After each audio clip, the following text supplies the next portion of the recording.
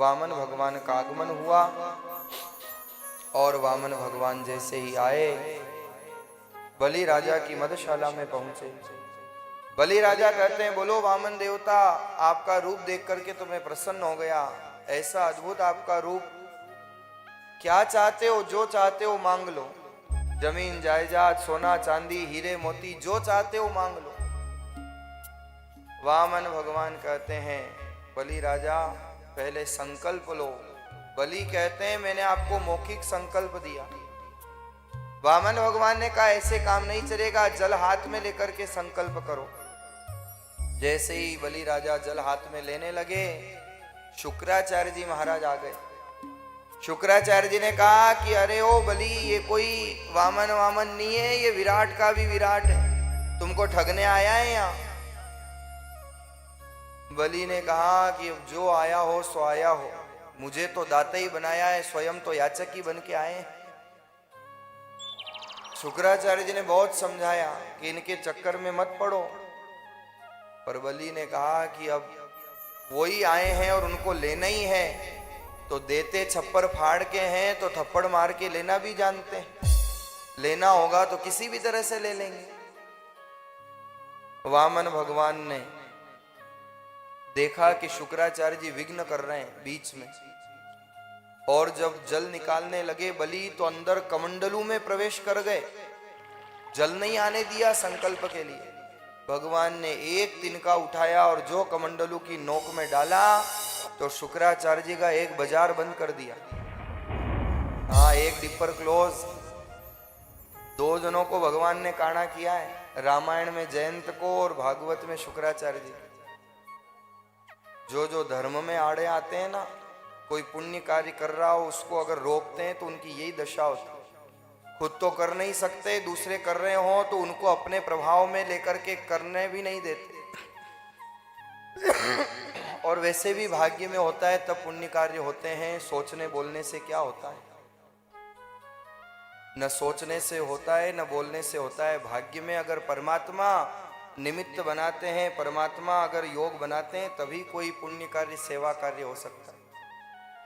शुक्राचार्य जी महाराज को भगवान ने काना कर दिया। बलि ने हाथ में जल लिया, संकल्प करते हैं आप जो मांगोगे मैं दूंगा। और वामन भगवान ने कहा, मुझे तो केवल 3 पग भूमि चाहिए। जैसे ही ये बात कही तो बलि बड़ी जोर से हंसते हैं, जैसे वामन हो वैसी आपकी बुद्धि है। अरे कोई सोना चांदी हीरे जवाहरात मांगते, 3 पैर भूमि से होगा क्या? और भगवान आज वामन से विराट बनते हैं। एक चरण में सारी पृथ्वी को नाप लिया, दूसरा चरण ब्रह्मांड में पहुंचा। ब्रह्मा जी ने प्रक्षालन किया, गंगा प्रवाहित हुई। और वामन भगवान ने कहा, बोलो बलि, अब तीसरा पैर कहाँ रखूं? बलि कहते हैं, हे प्रभु, पदम तृतीयम कुरु शिशीर्ण में निजम। हे प्रभु, आप तीसरा पैर मेरे मस्तक पर रख दीजिए। आज वामन भगवान विराट होकर महाराज बलि के मस्तक पर अपना चरण रखते हैं। देवता लोग पुष्पों की बरसात करते हैं, जय जयकार करते हैं। बोलिए वामन नारायण भगवान की जय। वामन भगवान ने जब बलि अपना सर्वस्व समर्पण करते हैं, धन के बदले धन दिया, सत्ता के बदले सत्ता दी, वैभव के बदले वैभव, और जब बलि ने स्वयं को समर्पित कर दिया तो भगवान भी कहते हैं, बोलो बलि क्या चाहते हो, मैं भी तुम्हारे लिए अपना समर्पण करता हूं। बलि ने कहा, प्रभु आपने मुझे सुतल लोक का राज्य दिया है। बलि चीती रीति रयो मन चीती तत्काल, बलि चाहियो सुरलोक ने प्रभु भेजियो पाताल। आपने ये पाताल का राज्य दिया, सुतल लोक दिया, पर इसकी रक्षा कौन करेगा? इसलिए आप ही रक्षा करोगे। चौकीदार बनकर के मेरे सुतल लोक में विराजो। मैं जिस दरवाजे से निकलूं वहां पर आपके दर्शन होने चाहिए। सुतल लोक के 52 दरवाजे, वामन से भगवान को 52 बनना पड़ा, और सुतल लोक में पहरेदार बनकर के भगवान खड़े हैं। इधर भगवान तो सुतल लोक में पहरेदार बन गए और वैकुंठ में जब नारद जी गए तो लक्ष्मी जी बैठी बैठी हरि नाम कीर्तन करने लगी। नारद जी आए, देखा लक्ष्मी उदास, पूछ लिया क्यों उदास हो। लक्ष्मी ने कहा अरे इतने दिन हो गए बता के भी नहीं गए और अभी तक लौट के भी नहीं आए।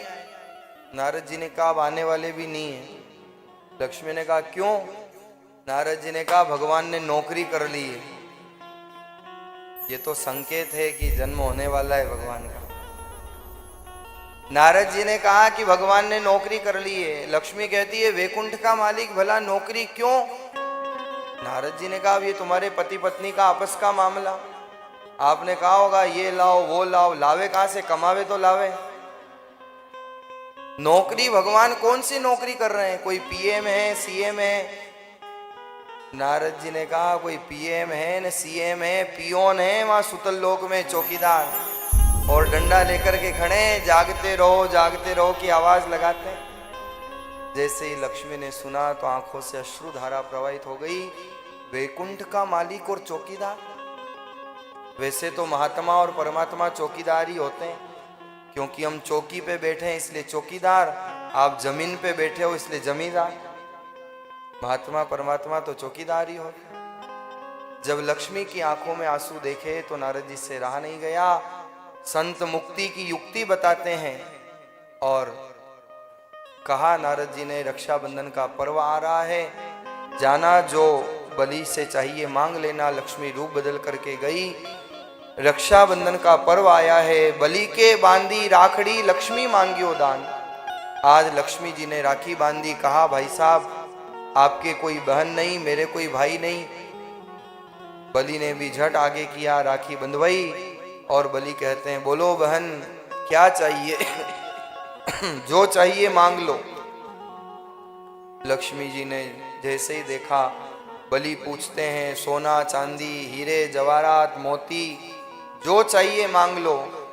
लक्ष्मी ने कहा मुझे ये कुछ नहीं चाहिए, मुझे तो आपके यहाँ का चौकीदार चाहिए।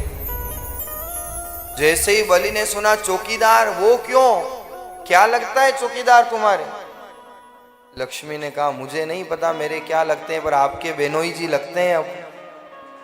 और जैसे ही सुना बलि ने तो बलि तो नतमस्तक हो गए कि वाह प्रभु वाह, आप जगत के ठाकुर और ये ठकुराइन जगत की मेरे यहाँ पर ठग और ठगिनी बन करके मुझे ठग करके जा रहे हो। लेकिन बलि तो संकल्प में बंध चुके थे। आज भगवान को मुक्त किया।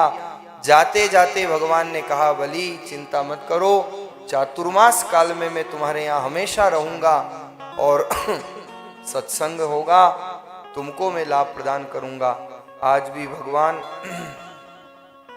चातुर्मास काल में महाराज बलि को कृतार्थ करते हैं।